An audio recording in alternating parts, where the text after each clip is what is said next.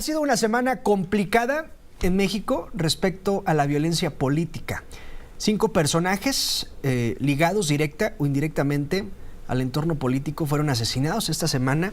3 crímenes en Zacatecas, uno más en Colima y otro en el Estado de México.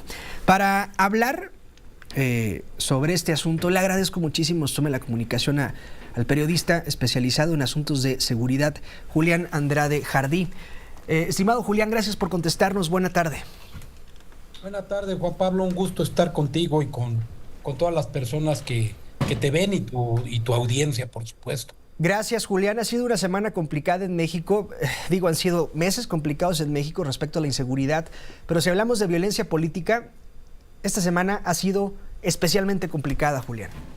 Sí, digamos que esta semana lo que hay es como una punta más visible de ese iceberg muy profundo que es la irrupción de los grupos del crimen organizado, como tú señalabas, en el entorno electoral, es decir, actuando como ellos actúan en estos casos que señalabas de modo muy violento, con el delito más violento de todos, sí, que es el de privar de la vida a una persona, pero bajo unas coordenadas ya muy preocupantes, porque vamos a transitar a una elección donde los grupos del crimen organizado van a intervenir.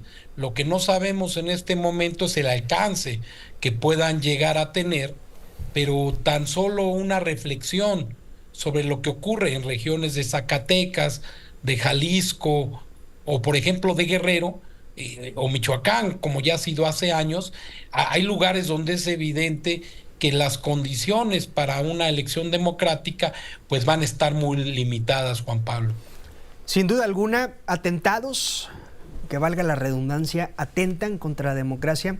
Platicábamos ayer con integrantes de la Casa Consultora Integralia, Julián, y nos daban cuenta de los panoramas de involucramiento de la delincuencia con la política, que va desde asesinatos, desde amenazas, extorsiones, financiamiento del narco en campañas, imposición de candidatos, movilización del voto. Es decir, la delincuencia está terriblemente y masivamente involucrada con la política, Julián. En efecto, recordemos tan solo, además no necesitamos ir muy lejos, la elección del 21, la del 23, donde hay inclusive datos muy firmes sobre la participación de grupos criminales, por ejemplo en Sinaloa o en Michoacán, que lo menos que hicieron fue privar de su libertad a operadores de partidos contrarios al que resultó vencedor. Pero como ocurre en México, Juan Pablo, lo que hace que el agua, perdón que sea así de gráfico, que el agua llegue a los aparejos, es que no se hacen caso de las alertas. Desde el 2022, el Tribunal Electoral le ordenó al INE, entre otras cosas, hacer 2 cuestiones inaplazables: un mapa de riesgos muy detallado de cómo estaba la situación de riesgo de violencia política, y 2, una suerte de filtro de investigación y de chequeo de las candidaturas para evitar en la medida de lo posible justamente la llegada a las postulaciones de gente involucrada con los criminales. Pues esto por supuesto que no se ha hecho. Y si vemos lo que se señala la autoridad electoral, tampoco lo van a hacer. Y ya estamos a semanas, a meses de que inicie ya propiamente las campañas, y va a ser en una situación de un riesgo alto. Y como señalas y como dice muy bien el reporte de Integralia, bajo distintas pistas, sí, ¿no? El financiamiento, la amenaza, la extorsión, e inclusive, como ha llegado a ocurrir, el homicidio para evitar que determinadas personas se postulen. Esto es muy grave, porque una de las premisas de la democracia es que todos podamos ir a votar en libertad y que elijamos a gente que tiene las credenciales, repito, democráticas, legales y de honorabilidad que requiere el Estado de Derecho, Juan Pablo. Sí. Y la otra es que también lo platicábamos ayer con Integralia. No mentiremos al decir, híjole, es que esta es bronca del gobierno de López Obrador, es una bronca de Morena. No, la violencia política ha existido desde siempre. Sin embargo, pareciera que cada proceso electoral incrementa y es aún mucho más grave y deja mucho más homicidios cada proceso electoral. Y cuando hablamos de protocolos, Julián, pues pareciera que cada proceso electoral la Secretaría de Seguridad del gobierno que sea tiene planchada ya la hoja que le va a entregar al INE y el INE tiene la hoja que le va a entregar a los partidos. Es mero protocolo, Julián. Claro, lo dices bien, porque no estamos yendo al fondo del asunto, que es justamente el de combatir al crimen y combatir al crimen de forma coordinada. Señalas algo muy importante. Las responsabilidades son múltiples. Por supuesto, el gobierno federal tiene una alta responsabilidad, pero también los gobiernos municipales y los gobiernos estatales.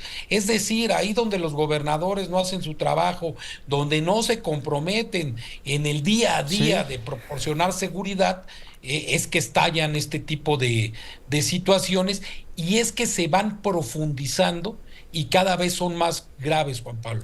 Y la otra es que los municipios y los estados siempre se justifican y dicen, es que la federación, y es que el gobierno federal, y es que la Guardia Nacional, y es que la autoridad federal, escudándose siempre en no tenemos recursos, no tenemos elementos suficientes, estamos esperando indicaciones de la federación, es decir, ese problema está muy focalizado en los estados, pero sobre todo en los municipios que se hacen de la vista gorda.